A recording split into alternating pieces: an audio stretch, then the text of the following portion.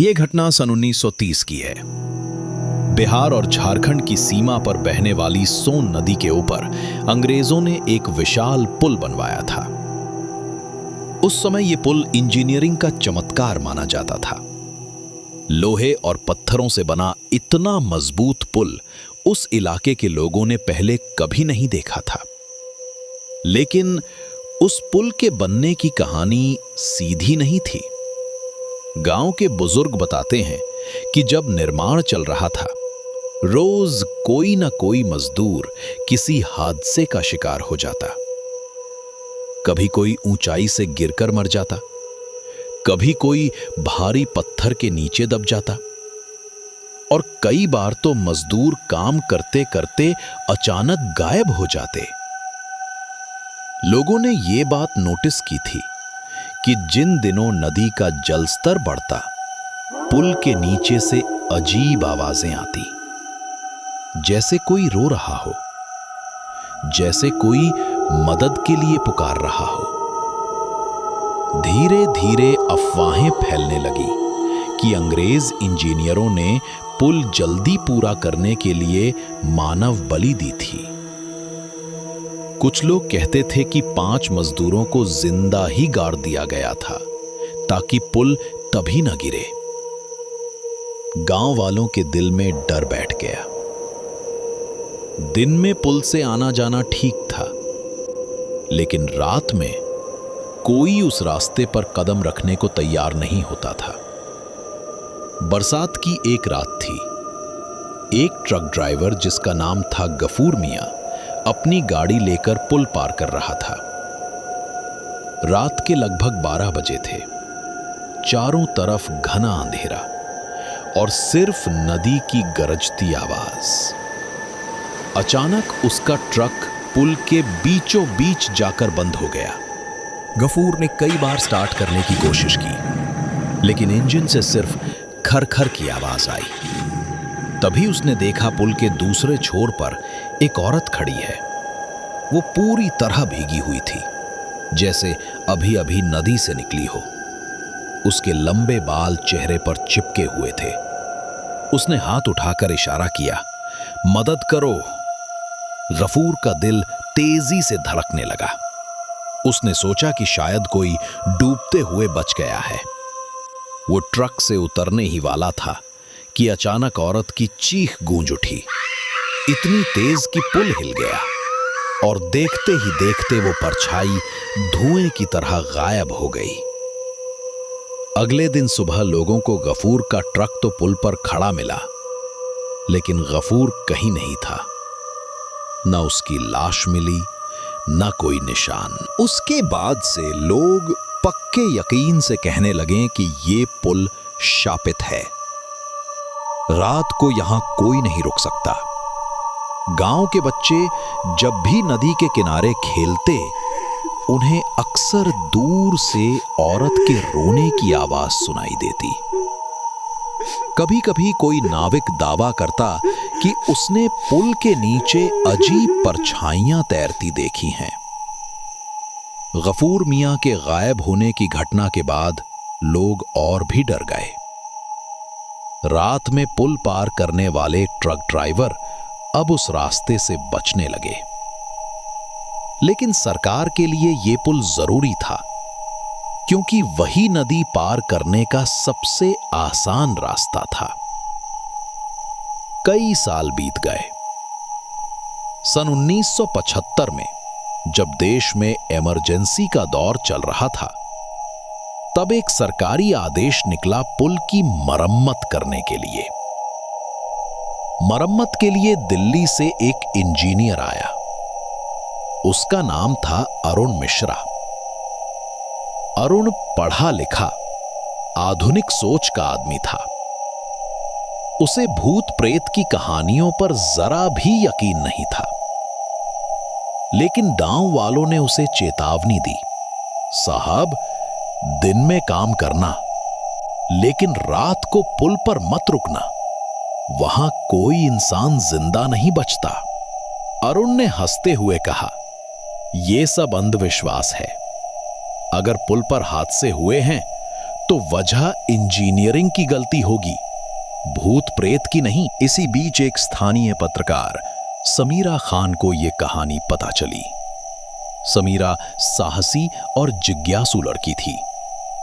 उसने ठान लिया कि वो इस पुल के रहस्य को सामने लाएगी।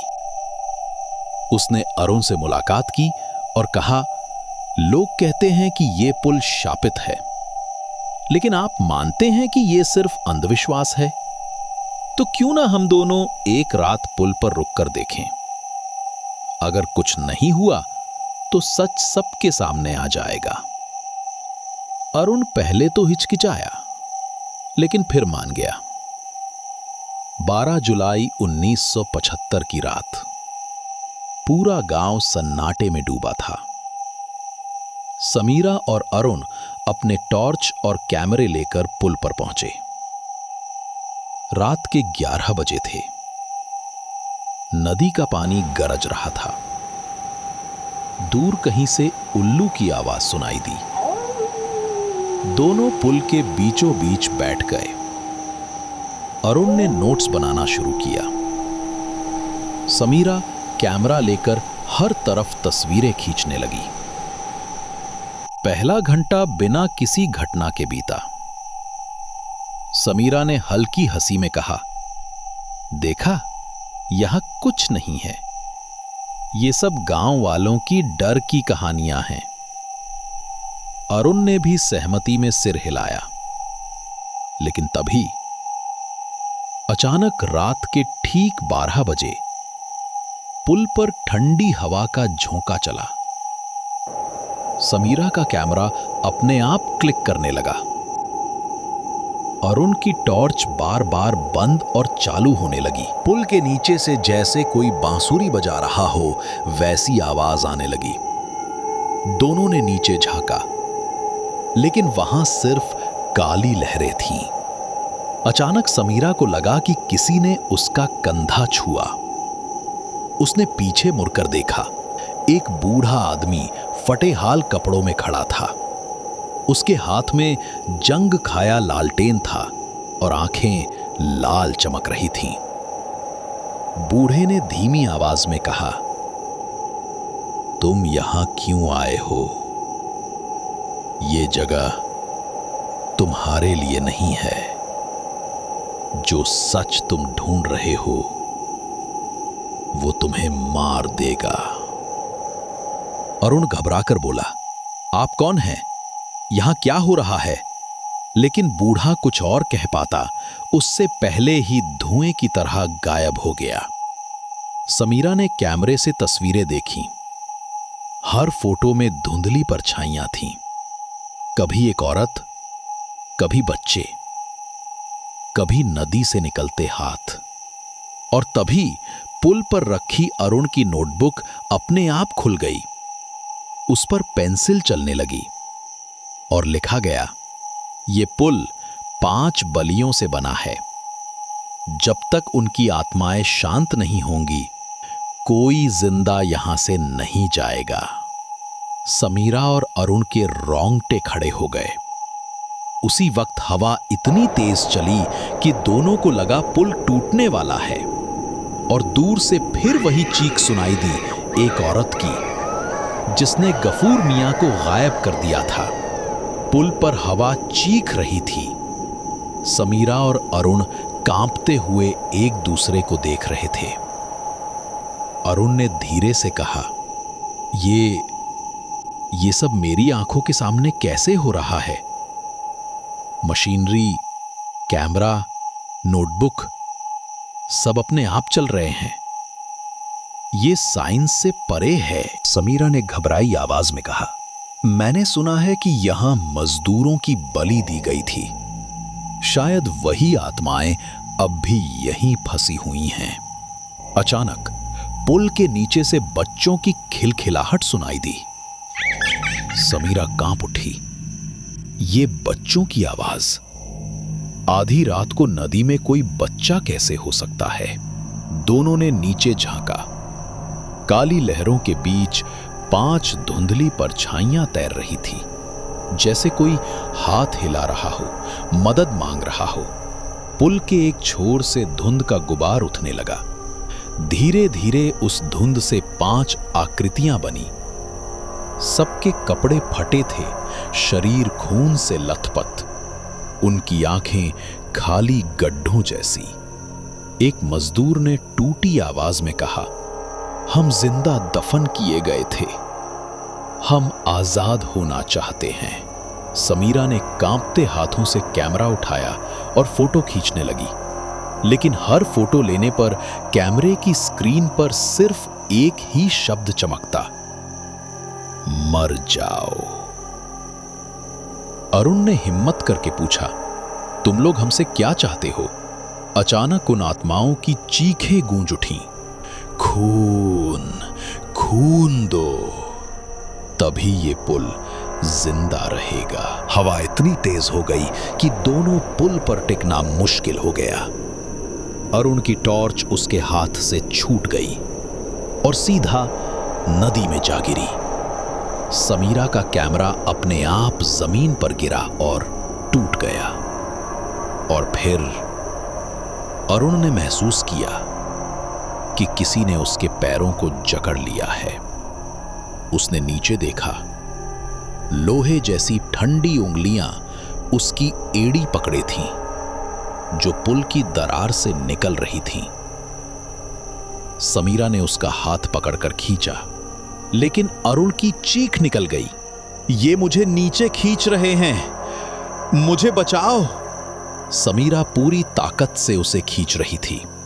तभी अचानक वही बूढ़ा आदमी फिर से उनके सामने आ गया। उसकी लालटेन जल रही थी और चेहरा पहले से भी ज्यादा भयावह था। बूढ़ा गरजा, मैंने कहा था यहां मत आओ, अब लौटने का कोई रास्ता नहीं है। बूढ़े ने अपनी लालटेन नदी की ओर झुका दी और समीरा ने देखा, पानी में सिर्फ लहरें नहीं थीं, बल्कि सैकड़ों इंसानी खोपड़ियां तैर रही थीं। हर खोपड़ी की आंखें लाल चमक रही थीं। समीरा चीख पड़ी। अरुण बेहोश होने ही वाला था। बूढ़े ने धीमी आवाज में कहा, ये 5 मजदूर ही नहीं, दर्जनों आत्माएं यहां कैद हैं। जो भी पुल पर आता है उनका हिस्सा बन जाता है। यही शाप है। समीरा ने कांपते हुए पूछा, क्या इन्हें मुक्त करने का कोई तरीका है? बूढ़े ने उसकी ओर देखा और बोला, हां, लेकिन कीमत तुम्हें अपनी जान से चुकानी होगी। पुल पर हवा गूंज रही थी और नदी से आती खोपड़ियों की लाल चमक माहौल को और डरावना बना रही थी। समीरा और अरुण कांपते हुए बूढ़े आदमी की बात सुन रहे थे। बूढ़ा अपनी लालटेन ऊंची करके बोला, इन आत्माओं को मुक्ति चाहिए, लेकिन ये बिना खून के शांत नहीं होंगी। कोई एक इंसान स्वेच्छा से अपनी जान देगा, तभी शाप टूटेगा। समीरा ने डरी हुई नजर से अरुण की ओर देखा। अरुण अब भी बेहोशी और होश के बीच था। उसके पैरों पर नीले निशान थे, जैसे कोई उसे खींच रहा हो। अचानक 5 आत्माएं समीरा के चारों तरफ घूमने लगीं। उनकी चीखें कान फाड़ देने वाली थीं। एक ने फुसफुसाया, तुम आओ, हमारे साथ आओ, तुम्हारा खून चाहिए। दूसरी ने कहा, मुक्ति दो, नहीं तो तुम्हें भी हमेशा के लिए यही कैद कर लेंगे। समीरा ने डरते हुए कैमरे का टूटा हिस्सा हाथ में लिया। वो जैसे ढाल का काम कर रहा था, लेकिन आत्माएं और नजदीक आ रही थीं। समीरा कांपते हुए उस बूढ़े आदमी से बोली, तुम कौन हो? क्यों हमारी मदद कर रहे हो? बूढ़े ने गहरी सांस ली। मैं भी कभी इसी पुल पर मजदूर था। अंग्रेजों ने मुझे जिंदा दीवार में चुनवा दिया था, लेकिन मेरी आत्मा पूरी तरह नहीं मरी। मैं इन सब का पहरेदार बन गया। हर बार कोई यहां आता है तो मैं उसे चेतावनी देता हूं, लेकिन कोई मेरी बात नहीं मानता। उसकी आंखों से आंसू बह निकले जो तुरंत धुएं में बदल गए। अगर आज तुम बलिदान नहीं दोगी तो तुम्हारी आत्मा भी इन खोपड़ियों के बीच कैद हो जाएगी। समीरा ने कांपते हुए अरुण का हाथ थामा। अगर मैं अपनी जान दे दूं तो क्या यह शाप खत्म हो जाएगा? बूढ़ा चुप रहा, फिर बोला, हां, लेकिन ध्यान रखना, शाप टूटेगा तो पुल भी टूट जाएगा और इस राज को कोई जान नहीं पाएगा। समीरा की आंखों में आंसू थे। तो यही ठीक है। अगर इससे उन मजदूरों की आत्माएं आजाद होती हैं तो मैं तैयार हूं। समीरा ने अरुण को जोर से धक्का दिया ताकि वो पुल से थोड़ा दूर हट जाए। अरुण हड़बड़ाकर होश में आया और चिल्लाया, नहीं समीरा, ऐसा मत करो। लेकिन समीरा पुल के बीचों बीच खड़ी होकर जोर से बोली, अगर मेरी मौत से ये शाप टूटता है तो मैं तैयार हूं। अचानक हवा और तेज हो गई। आत्माओं ने उसे घेर लिया। समीरा की चीख रात की खामोशी चीरती हुई गूंज उठी। अरुण ने आखिरी बार देखा समीरा का शरीर हवा में उठा, फिर सफेद धुएं में बदलकर नदी की गहराइयों में समा गया। उसके बाद पुल पर सन्नाटा छा गया। हवा थम गई, नदी शांत हो गई। खोपड़ियों की लाल चमक एक एक करके बुझने लगी। अरुण कांपते हुए जमीन पर गिर पड़ा। बूढ़ा आदमी आखिरी बार उसके पास आया और धीमी आवाज में बोला, वो चली गई, अब हम सब मुक्त हैं। इतना कहकर बूढ़ा भी धुएं में बदल गया और गायब हो गया। तो कैसी लगी आज की डरावनी दास्तान? कमेंट में बताना ना भूलें।